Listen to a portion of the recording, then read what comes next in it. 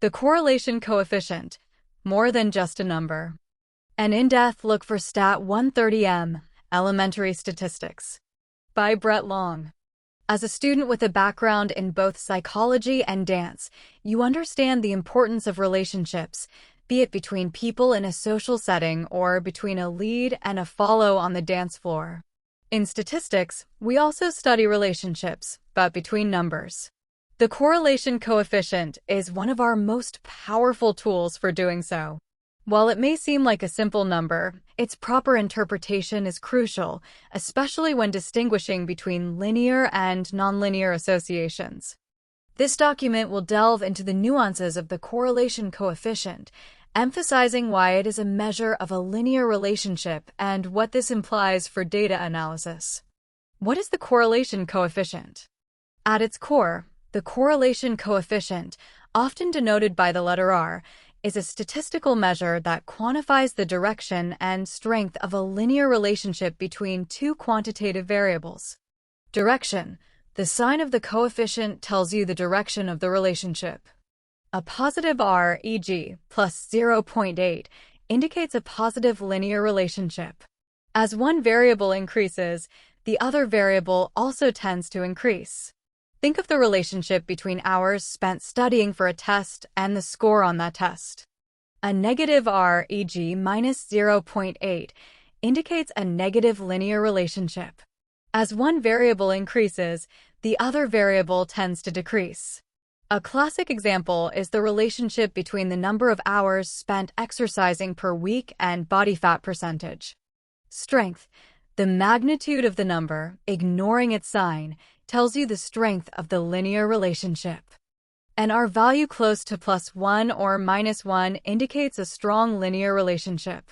The data points on a scatterlot cluster closely around a straight line. An R value close to 0 indicates a weak or non-existent linear relationship. The data points on a scatterlot are scattered randomly, with no discernible straight-line pattern. The critical, linear caveat. This is the most critical concept to grasp about the correlation coefficient. It only measures linear relationships. This is the very essence of why you should use a scatterlot to visually explore your data before you even calculate R. Consider a scatterlot where the data points form a perfect U-shape. As the X variable increases, the Y variable first decreases and then increases. There is clearly a strong relationship between the variables, but it is not a straight-line relationship.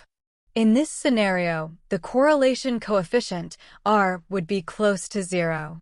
The formula for R essentially averages the products of the standardized values of the two variables, and in a U-shaped or other curvilinear relationship, the positive and negative products cancel each other out, leading to a coefficient near 0.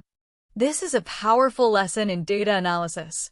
Just because R equals 0 doesn't mean there is no relationship between the variables. It just means there is no linear relationship.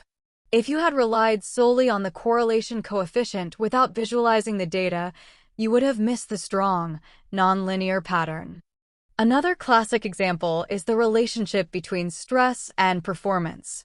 Initially, a moderate amount of stress can improve performance, but too much stress can cause performance to plummet. A scatterlot of this relationship would look like an inverted U-shape.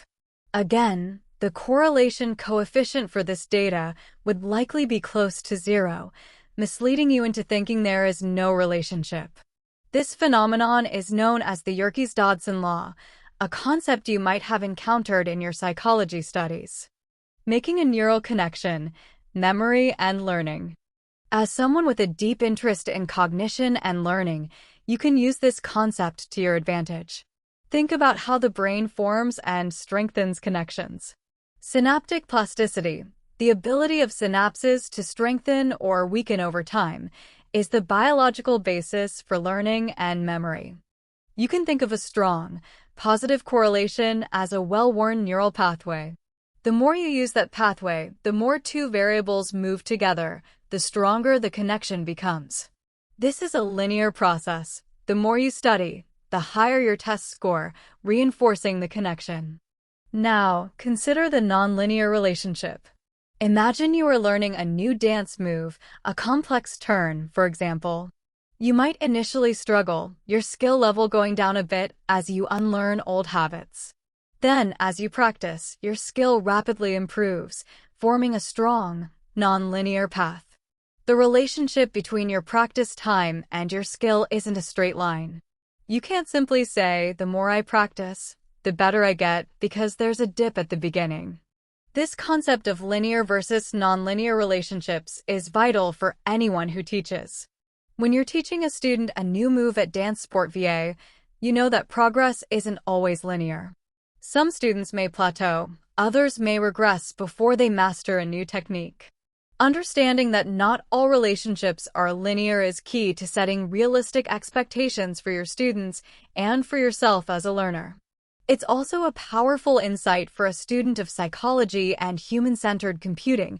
People and their behaviors are complex and often don't follow a straight line. Conclusion: the holistic approach. As you prepare for STAT 130M, remember that the correlation coefficient is just one part of the statistical toolbox. It's a powerful shortcut, but it's not a complete picture. Your knowledge of philosophy, critical thinking, logic, and psychology, human-centered computing, will give you the intellectual framework to question the data and the tools you use to analyze it. Always take a holistic approach to data analysis. Visualize. Start with a scatter lot. Don't skip this step. It's the most intuitive way to see the relationship between your variables. Quantify. Once you have a sense of the relationship, calculate the correlation coefficient to get a numerical measure of its strength and direction. Contextualize. Interpret the coefficient in the context of the scatter lot. Does the number reflect what you see in the graph?